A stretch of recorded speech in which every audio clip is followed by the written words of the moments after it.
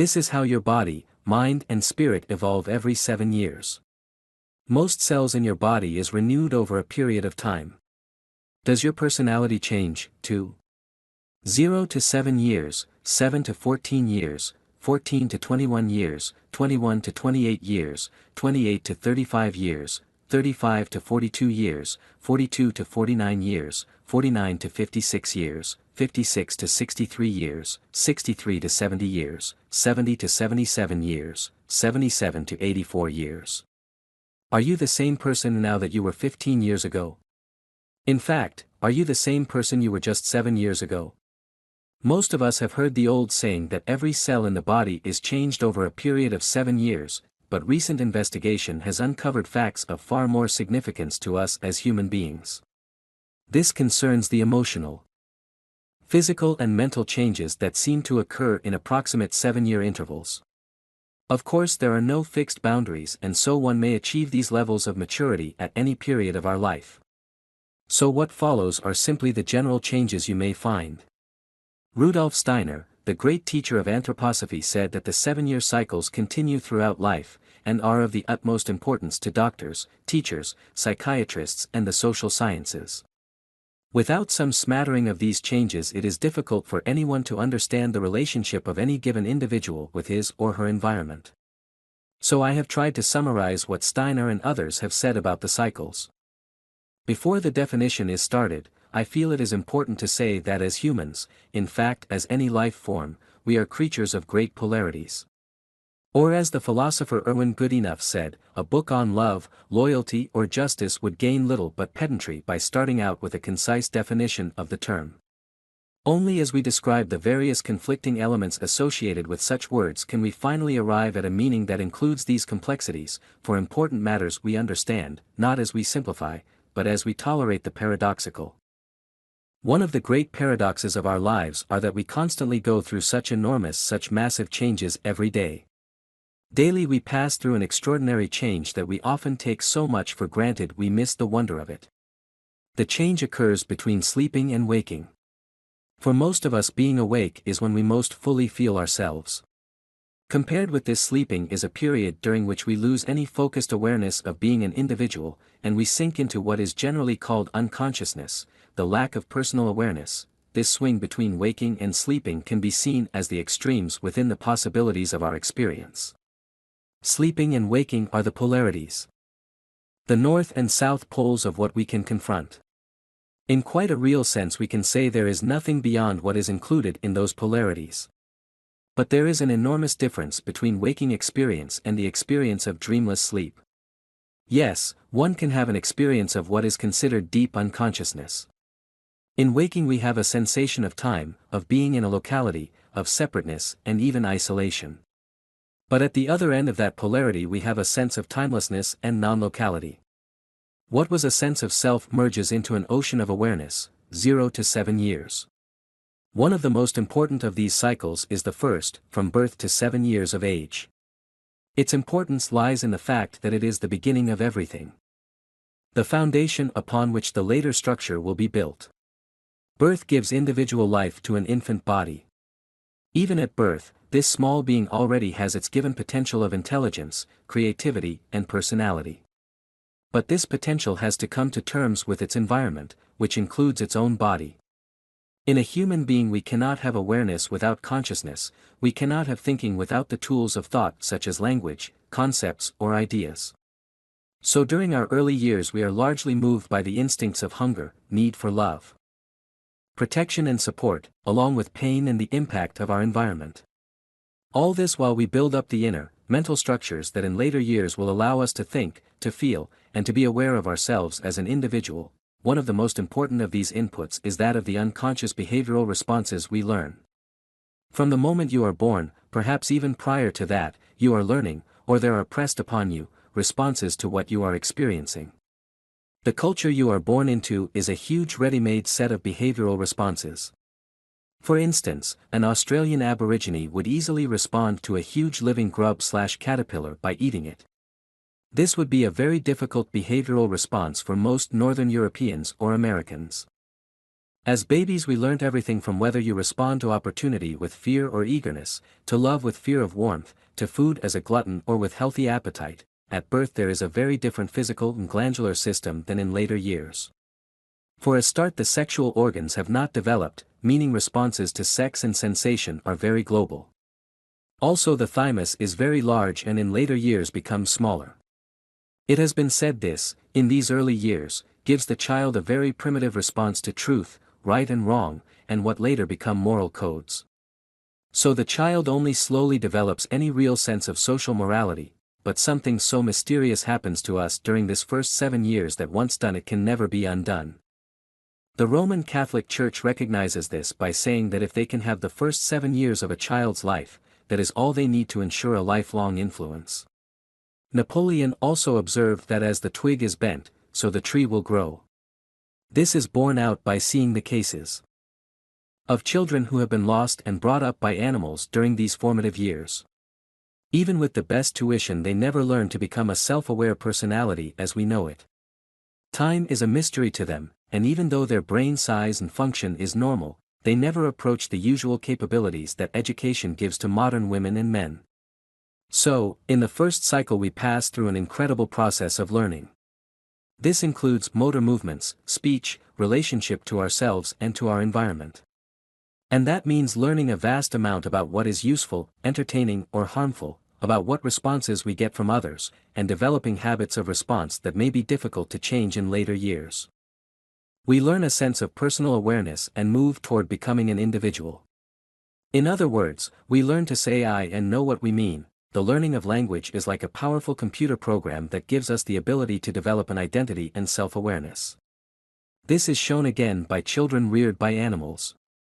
Language also adds limitations which we can overcome if we recognize them. Steiner also says that during this first stage of development the developing inner forces are working to transform the body of the child from one that was inherited from the parents, to one that represents the full personality of the child. Something often overlooked about the stages of growth are one's emotional age.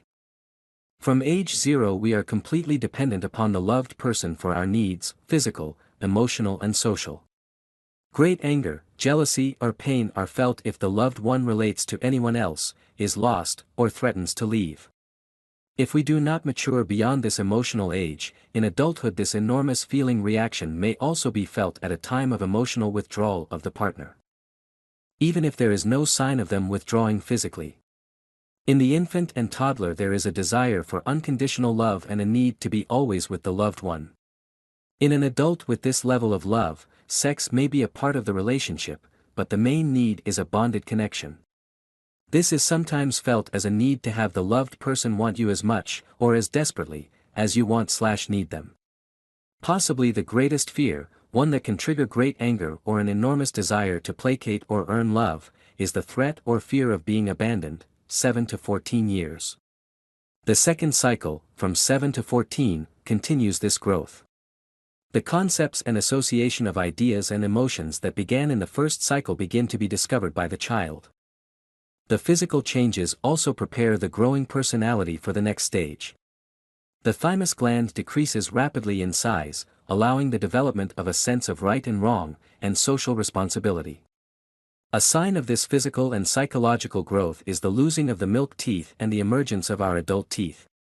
This marks an entrance into a new maturity. The child has learned, with the advent of its concepts and developing emotions, to create an inner world of its own. It is a world of heroes, danger and vivid imagination. As the thymus fades, and the sexual organs develop, the personality glides into the turbulent world of puberty and adolescence. Sometimes it is already evident, even from the preceding cycle, the direction of interest and activity the child will take in maturity. Although for the very observant this might be seen in very early years, it becomes more evident as one approaches puberty, in all a time of inner expansion. You begin to experience and test abilities in the broader sense of the outside world. You may learn to share and interact, controlling earlier instincts in favor of group dynamics. The habits learned in the first period are now part of the character of the growing child. 14 to 21 years. This is the third cycle, from 14 to 21. During it we become conscious of ourselves in a new way, and with a different relationship to life. One might say we become self-conscious. The emotional range expands in all directions, and with this a new appreciation of music, art, literature, and people begins. It is found for instance that at puberty the ability to distinguish subtler tones of color and sound develops. Besides this, the person might go through the difficult struggle of breaking away from home life and/or parental influence. It naturally produces conflict as the person learns some degree of independence. Also, the opposite sex, or sex as a urgent impulse, usually becomes all important as the new emotions pour in upon our personality. Because of the new range of feelings, many youths experience a different relationship to religion and life's mysteries. All this, as one approaches 21, produces an individual with some sense of social and individual responsibility, or if not at the beginning, or a sense of a direction or life purpose. This might not be recognized as such at the time. But it is a time of searching for life purpose, independence, a realization of choices plus a testing of social and personal limitations as well as an awareness of a burgeoning sexuality. As this is a traumatic period of life for most of us, it is also likely to be a time of many unforgettable dreams. The period is a time of adding maturity, dignity, and poise to the person. If these changes have not occurred by 21, then the person has in some way not covered necessary aspects of development, and both psychology and the law recognizes that they are lacking maturity. This period is one of great and sweeping changes, physically, emotionally, morally and mentally. Such enormous changes often do not occur without an experience of loss. In this case the world of childhood is fading, or it might even be torn away, leaving scars. It is also a time when many new features of the personality have their beginning, i.e. the religious sense, appreciation of the beautiful, etc. Although such things have their beginnings here, they sometimes remain undeveloped until later years. Because of these changes, and because such a lot is being revealed in these years, it is obvious why so much thought should be given to early marriage. Because of one's changing viewpoint, the particular partner one would choose at 17 or 18, is likely to be different to the partner chosen at 21 and beyond. The emotional development at this age is possibly seen as initial uncertainty or clumsiness concerning emotional and sexual contact. It often involves desire to explore many relationships, unless there are forces of introversion or personal and social uncertainty at work. We are still finding out what our boundaries and needs are, and the sexual drive is at full flood. Any partner we have at this time may be loved for one's own needs, rather than out of recognition of who the other person is. Great romantic feelings and spontaneous love which are often difficult to maintain in face of difficulties, 21 to 28 years. The cycle that follows from 21 to 28 can more or less be called a process of enlargement and refinement. It is the period that we mentally and emotionally enter into adulthood. We start to build the foundations of our careers and intimate relationships with a driving energy that we hope will gain us entry and respect in the larger world. One of the most marked features is the developing sense of discrimination. The faculties of insight, intuition, judgment and understanding begin to come to the fore. The personality softens and begins to mellow. The sparks of interest that were awakened in the previous cycles begin to be developed along more definite lines. The abilities of the last cycle also flourish. The adult emotional age may begin to emerge as if one has successfully grown through the previous levels. This shows as a growing sense of recognizing needs of one's partner yet not denying one's own. It is followed by an ability to be something for the partner's sake without losing one's own independence or will. One becomes more aware of the issues that color or influence relationship, and meeting them in cooperation with others. Independence and connection can appear together instead of opposite ends of a spectrum.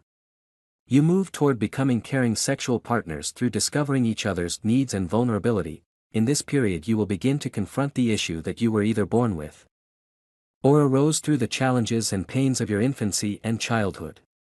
These usually show as the way you handle intimate relationships, whether you can really meet in partnership with the opposite sex, and how you respond to the external world, its challenges and opportunities. At this time what is revealed may not be addressed as a personal problem or issues to be healed or re-evaluated. They will be faced more directly later if they are not dealt with now, 28 to 35 years. The changes become more subtle as the years pass.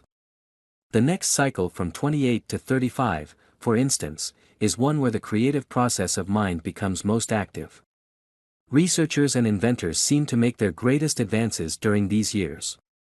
It is interesting to note that physical science finds evidence of the reason for this in the fact that the association centers of the brain come to their peak efficiency at about 35 years of age.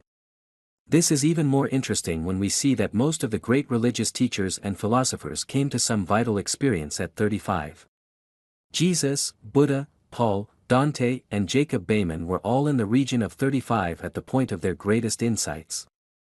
It would seem then, that if there is an inspirational influence at work in the life, it would possibly reach its peak during these years in and around 35. Here we take stock of ourselves and the emotional influences that have shaped our personality. We begin to determine what is us and what traits we have been pressured by family, peers or society to adopt, 35 to 42 years. From the 35th to the 42nd year, depending upon one's personality and what one's circumstances allow, one begins to feel a new restlessness. In some degree, a desire to share whatever one has gained through life with others comes to the surface. Thus we find many successful business men building libraries or aiding colleges and the arts at this period in their life. What has been developed or realized can be taken to greater subtlety during this period. This is almost like unfolding something, perhaps similar to the way a flower unfolds a bud that has been developing in earlier phases of its growth. This is when we reassess the results of what we are doing externally in our life. Our relationships, careers, habits, and the ways we interact are all put under scrutiny and modified or changed. It's a time of facing up to what does and what doesn't satisfy us. You may reach heights or realization and creativity not touched previously. The profound breakthrough of one's innate genius that emerges around this time will no doubt be expressed in some degree. However, whatever is attained or realized will be enlarged and synthesized in later periods, 42 to 49 years. In the next cycle from 42 until 49 a major change usually takes place. It is as if one takes all of one's life experience up till this age and begins to digest it, and extract from it new ideals and a new direction in life. There is often tremendous unrest in this period and that following it. The unlived aspects of life cry out to be recognized and allowed. The desire to make a mark in life if it has not already been achieved presses for action here. At this point it appears to many of us that we have reached the midpoint of our life and from here on there will be a decline. Even if this is not so, it is often felt very strongly and acted upon in one way or another. People change partners, life directions, and even attempt major personal changes, although these latter may have begun in the last cycle. Also, the emotional age and the maturing of love may at last show signs of an unconditional love. If this is not appearing in small degree, it might be one is still locked in earlier ages. Strangely, many of us maintain the emotional age of a child right into mature years, feeling all the fear of abandonment, jealousy and possessiveness of our childhood. Many divorces and new directions appear around this period. In these years we move from old stereotypical roles with a newfound confidence in our individuality. We are prepared to please ourselves, rather than society, and gain a real understanding of our uniqueness, accompanied by a sense of urgency to express our true self before it gets too late. I put the following dreams in to illustrate some of what is meant in this and perhaps the next period. Last night I had a dream which shook me somewhat, and I wonder what you make of it. I am a mature 40-year-old, don't normally dream, and am not unduly fanciful, but this dream has really shaken me. It felt like death. In the dream, my husband and I are at some sort of social club. The people there are ex-workmates of mine and I am having a wonderful time and am very popular. My husband is enjoying my enjoyment. Then he and I are traveling down a country lane in an open horse-drawn carriage. It is very dark and is in the area we used to live in. We come to a humpbacked bridge, and as we arrive at the brow of the bridge a voice says, "Fair lady, come to me." My body is suddenly lying flat and starts to rise. I float and everything is black, warm and peaceful. Then great fear comes over me and I cry out my husband's name over and over. I get colder and slip in and out of the blackness. Then I start to wake up. It takes a tremendous effort, as my body is very heavy. I am extremely cold and absolutely terrified, with a feeling of horror. There seems to be something evil here. I force myself to get up in the dark and go downstairs. Even with the light on, I feel the presence of great evil. The first part of this woman's dream and what she says of herself shows her as an outgoing person, with a happy disposition. She likes people, and they like her. She is probably good-looking and healthy. She feels herself successful at what she has worked, and has left having acquired friends. The relationship she has with her husband is also depicted as one in which pleasure can be allowed within caring independence. Her dream image of herself is therefore created out of her own confidence. Dreams frequently summarize the quality of one's life and the story so far. In their first scene, the second scene is made up of several parts: the journey, the woman's relationship with her husband, the force of nature symbolized by the horses and the countryside, and the unknown scene as the bridge and the voice. To understand what this reveals of the dreamer, look at the vital clues, what she has said about herself and what she felt in the dream. If you strip away images to see what attitudes or emotions are exposed, you can see the forces behind the dream plot. The most poignant statement she makes is in saying, "It felt like death." If we consider the central image of the dream, the humpbacked bridge, in relation to what she says about her age, the feelings of death's approach make sense. When you approach a humpbacked bridge you climb, but at the very brow, the descent begins. Isn't that a powerful symbol of life? In our younger years our strength, sexuality, and ability to meet life with resourcefulness and independence increase. Until middle age, when the decline sets in. You cross over, as this woman crosses the bridge, from one type of experience or view of life to another. The passage of time is seen here as the horses pulling her carriage inexorably towards the change, but the dream's beauty, its depth and drama, are in the voice, and in the discovery of how death feels. They tell us something about women's inner lives, plural. They reveal how, in her prime, a woman confronts change and the view of death in a way few men do. "Fair lady, the voice of change calls, come to me." And it beckons the dreamer towards a hefty midlife crisis, asking her to exchange her sexual peak, her firm body, her fertility. For the different perspective of post-menopause, many women, men too of course, gain their sense of value as a person from their attractiveness. Losing whatever it is that makes them sexually desirable and socially popular, or fearing that they are losing it, will lead to a significant change in their way of life and their feelings about themselves. This is what makes the dreamer call for her husband. This is what produces the feeling of isolation and terror. A woman needs reassurance and love at this point in her life. She may behave indecisively and deflect the advances of her man through a lack of self-esteem. Fortunately, the human personality is resilient. Even though we are reared to identify ourselves with what our body looks like, what it can do, what sex it is, what age it is, and how others react to it, we can grow to mature independence without constant reassurance. Some people create these nocturnal horror movies when leaving school or sitting exams. But middle age is just another phase of life, with as much potential for growth and love as any other phase, and as much room for failure. This woman fears what she imagines middle age will do to her. The dream isn't an intuition of her future. Here is a dream from a man in the same age period. I recently reached my 40th birthday and dreamt I was walking uphill. It was quite tough going. When I got to the top I saw the road on the other side was very steep. I felt frightened of going down it. I looked around and saw that the top of the hill stretched away on each side, so there was plenty of space, like a plateau. I realized that I can walk around and there is no hurry to go down the hill. John H. London. I commented on this dream by saying that before you actually got to middle age you obviously had the idea that it leads directly to a fast decline, going downhill. Your dream corrects this by showing that in fact you have worked hard to climb to a plateau of ability and possibilities that you can now explore. Each portion of life has its rewards, and in fact you depict this period of your life as more relaxed than the first half. To balance this view a little, if there are still past difficulties to be faced, these will certainly present themselves. But a drive in many people is in some way to actualize themselves, to express themselves in a satisfying way. If we use the analogy of a plant, it is as if they have grown and reached full stature, but for some reason have not flowered and spread seeds. They have not produced fruit. There is no one way in which people feel or seek this fruition prior to death. But it does become an imperative for many. It may involve receiving or giving love. It might be a need for expressing in one of the arts, or simply in breaking away from habits and roaming the world. The next dream illustrates this theme. I flew over a farmyard and a large pig saw me and began to chase me as a dog might, but with the sense that she wanted to eat me.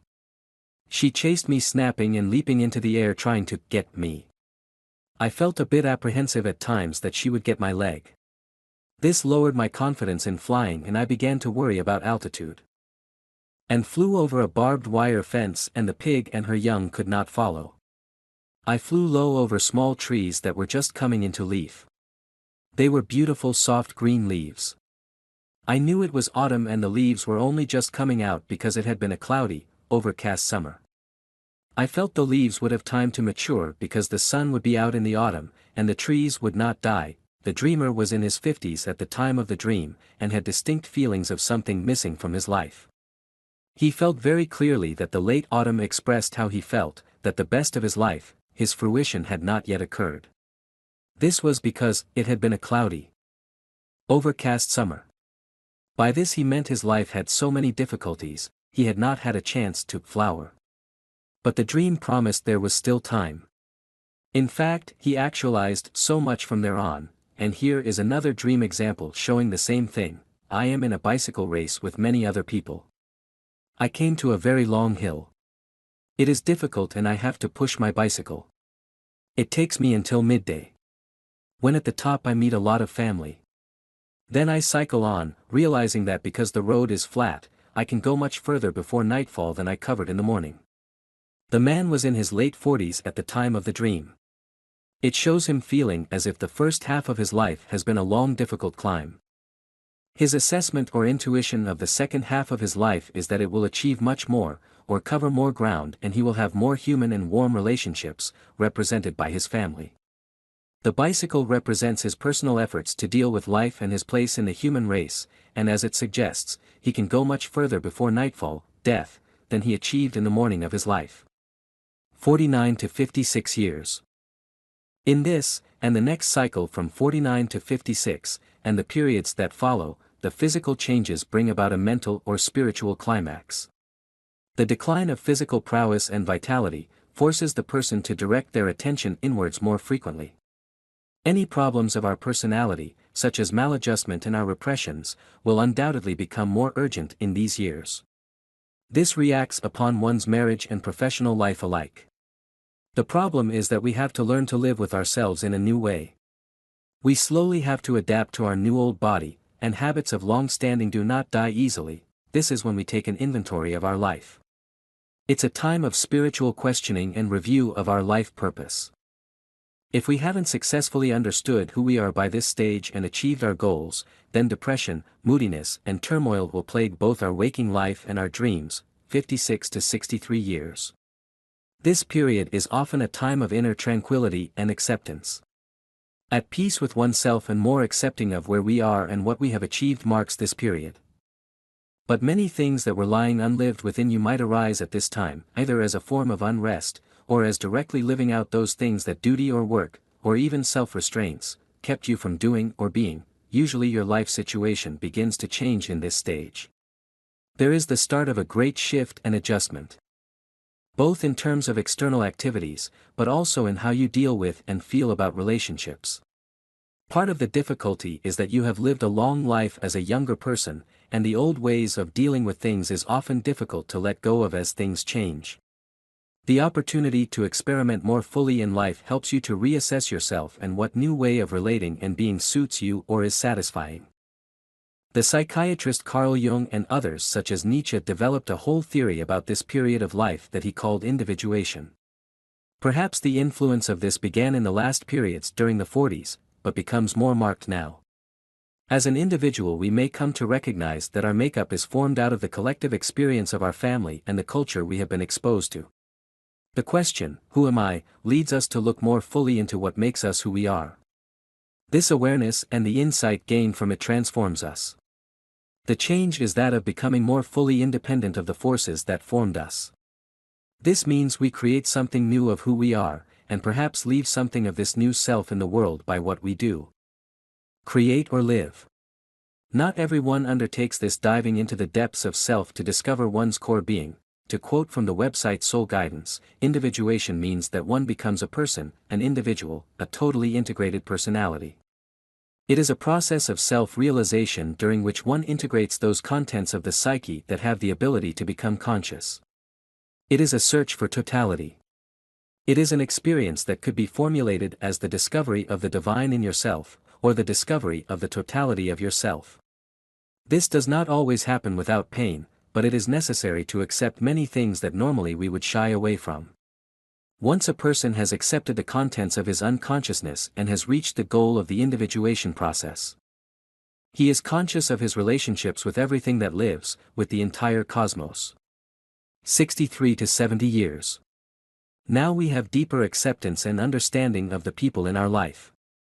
We appreciate the differences between us and our friends and look to the good rather than the bad in people. This is a period where our accumulated experience seeks new creative outlets. A particularly noticeable process that occurs here is a conscious or unconscious sifting of life experience and moving toward what is the essence and best of what one has been and learned from the years and experiences. Sometimes, if you can actually be aware of and work with this process, it leads to a sense of being lost or uncertain. By this is meant that for most of us external needs have dictated the direction of much that we have done or was needed of us. Now a great deal of this external pressure is removed. With its loss you realize that a great many choices or directions are open to you. It is like standing at crossroads with many directions. Which one do you want to take? Often it needs you to stand and observe before any direction from your own core wishes emerges. If during your life you have never worked at dealing with the difficulties and weaknesses or pains innate in you, then this period can lead to great confusion and the meeting of many shadows that you may not yet have developed the skills to deal with previously. This is also a time in life when natural inner processes can lead you to a greater awareness of what lies beyond death.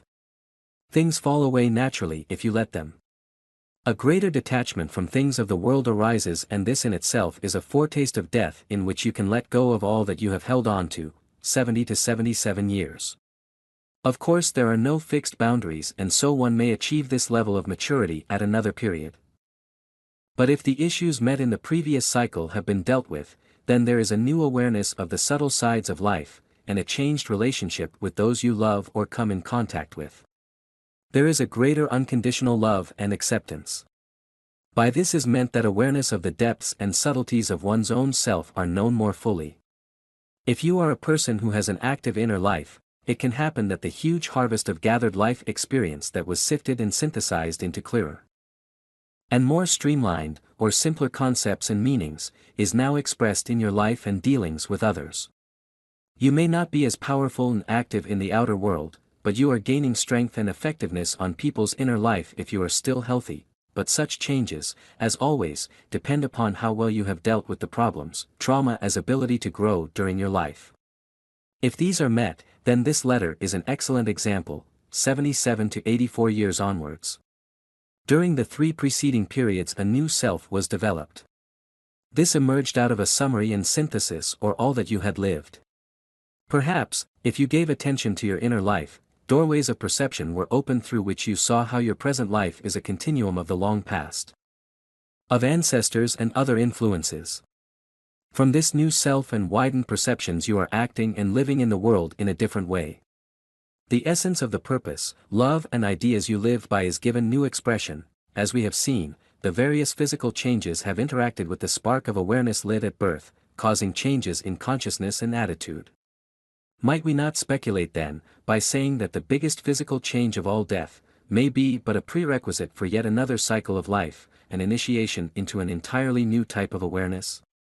In fact, it can happen that from the last cycle onwards, if you dare to experience your inner life reasonably fully, you will already have experienced what naked awareness is like. Or have penetrated what is called death in some way. Operator, if you like our article, give conscious reminder a thumbs up, and help us spread love light. Operator.